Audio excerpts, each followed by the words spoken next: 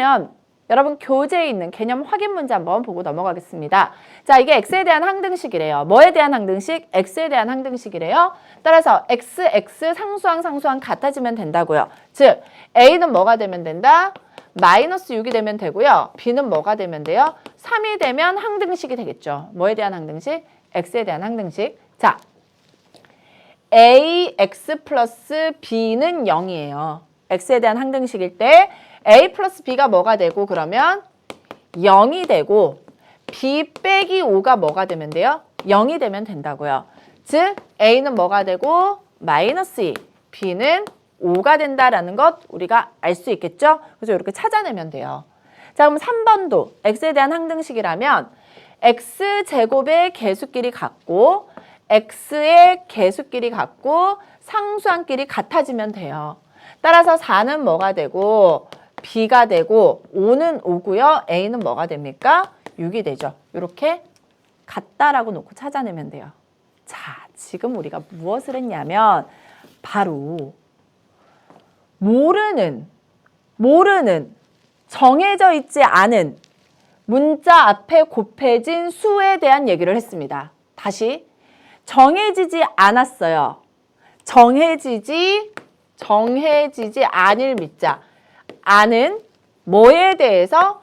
개수를 찾는 방법에 대한 얘기를 우리가 해버린 거예요. 그걸 우리가 뭐라 그러냐면 미정개수법이라고 얘기해요. 그래서 항등식에서 우리가 가장 많이 사용하는 게 바로 뭐냐면 정해져 있지 않은 개수를 찾는 방법을 공부를 해야 된다는 거예요. 그래서 정해져 있지 않은 개수를 찾는 방법은요. 몇 가지가 있냐면 2가지가 있습니다. 그 첫 번째 방법이 뭐냐면 우리가 지금 방금 했었어요. 개수들을요. 서로 비교하는 거예요. 그래서 그것을 우리가 개수비교법이라고 얘기를 해요.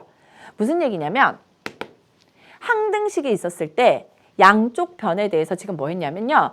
x제곱끼리 비교, x끼리 비교, 상수항끼리 비교했어요. 뭐끼리 비교한 겁니까? 동류항끼리 비교한 거죠. 그래서 항등식의 양변의 뭐를? 동류항을 찾는 거예요. 동류항을 찾아서 그 동류항의 뭐를? 개수를 비교해서 미정개수를 찾는 것을 우리가 개수비교법이라고 얘기를 해요. 그런데요. 이거 말고 이런 방법도 있어요. 선생님이 항등식의 특징이 뭐라 그랬습니까? 항등식의 특징이라는 건 x에 대해서 어떤 값을 대입해도 항상 성립하죠. 그래서 x에다가 내가 원하는 숫자를 막 집어넣는 거예요. 막 대입하는 거예요. 숫자를 막 대입해. 내가 원하는 숫자를. 그래서 개수를 찾아내는 방법을 우리가 수치대입법이라고 얘기를 해요. 그래서 수치대입법은 항등식이 있으면 그 양변에다가 뭐를? 문자들이 있잖아요. 그죠? 문자에 적당한, 이왕이면 계산이 편해지는 적당한 뭐를 대입하자? 수를 대입해서 개수를 찾는 방법을 우리가 수치대입법이라고 해요. 자, 그러면 여러분이 선생님 언제는 개수비교법 사용하고 언제는 수치대입법 사용하나요? 그거는 예를 통해서 확인하는 것이 가장 좋습니다. 그래서 선생님이 교재에 있는 문제들을 보면서 아, 이건 개수비교법이 좋아, 이거는 수치대입법이 좋아 이렇게 알려드리도록 할게요. 한번 실제로 여러분 이 문제는 딱 보세요. 이제 뭐를 하는 게 좋을까? 이거 전개하기 힘들죠? 전개하기 힘들어, 그렇죠? 전개하기 힘들 때는 뭐를 사용하면 돼요? 내가 원하는 숫자를 대입해보자 라는 거예요. 그래서 대입할 때는요. 괄호를 뭐 만드는? 0 만드는 x를 대입하면 이 부분 다 뭐 돼요? 빵 되잖아. 0에다가 어떤 숫자를 곱해도 0이 되기 때문에 아, 괄호들이 많을 때는 괄호를 0 만드는 x 아무거나 대입해도 되니까 이왕이면 계산하기 편리한 x를 대입해보자라는 거예요. 그래서 딱 눈에 보이는 거예요. x에다 얼마? 1 대입해 보자고요. 그럼 여기가 뭐가 돼요? 0이 됐죠. 0 곱하기 어떤 숫자는 0이에요. 1 대입해 볼까요? 1 플러스 b 빼기 5 플러스 c 이렇게 되죠? 따라서 b 플러스 c는 얼마예요? 마이너스 4가 넘어가서 4가 되는 거예요. 자, A는 대입하기 약간 부담스러워요. 그쵸? 3 대입하자고요. 3 대입하면 이번에는 여기가 0이 되죠. 그래서 뭔지 관심 없어. 어차피 0이니까. 그리고 3을 세제곱하면 27이 되고요. 3을 제곱하면 9B 3, 5, 15 플러스 C가 되어서 9B 플러스 C. C는 여기 얼마입니까?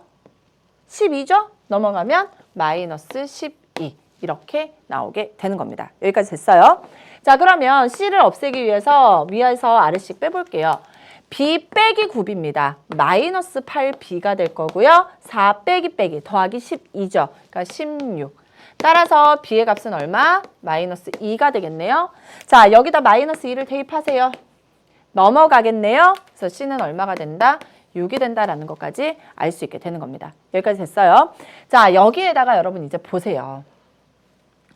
어떻게 된 거냐면 B가 얼마고? 마이너스 2고요. C가 6인 거 알아냈어요. 이제 뭐 대입할까요? 아까도 얘기했지만 A를 대입하는 건 상당히 부담스러워요. 선생님 뭐라 그랬죠? 아무 숫자나 대입해도 된다 그랬죠. 여러분 지금 계속 힌트를 주고 있어요. 뭐가 되면 계산이 편해요?